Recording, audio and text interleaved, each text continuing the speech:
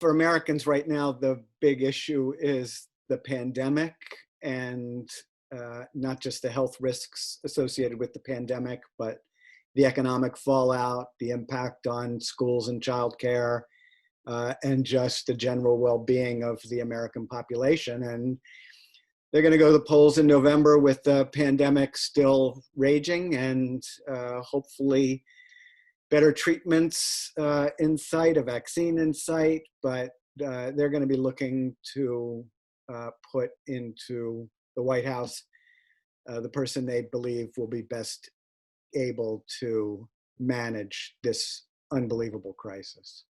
For individual people, there will be other things that they care about. Certainly, we have seen this summer that Black Lives Matter is a big issue for a lot of people, the issue of systemic racism and police brutality. And so there certainly will be people for whom that issue is extremely important. There will be people who continue to believe that the United States needs to do a better job at home and with international partners in addressing climate change. We are still going to be living with climate change for a long time to come. And I think increasingly, particularly for younger voters, they who have, hopefully for them, many decades ahead of them, they want to have some sense that the government is acting to address this existential threat.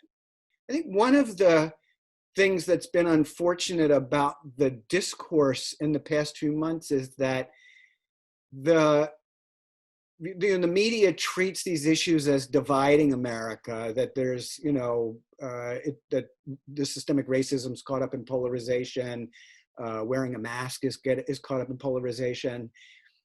We're so used to this notion that the country is split down the middle.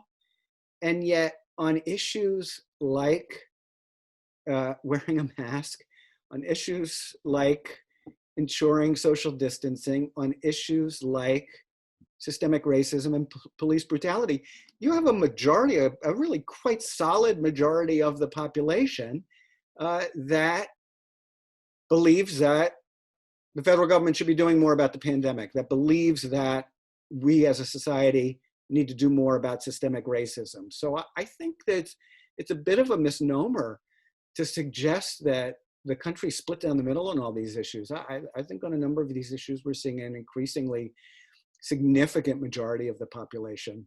It would seem that more states, that all states should make it possible for people to vote by mail. I mean, the primary thing about voting is it is a right, and eligible citizens should be able to vote without being intimidated, without feeling like their health is going to be compromised. It should be easy. It should be easy to register to vote.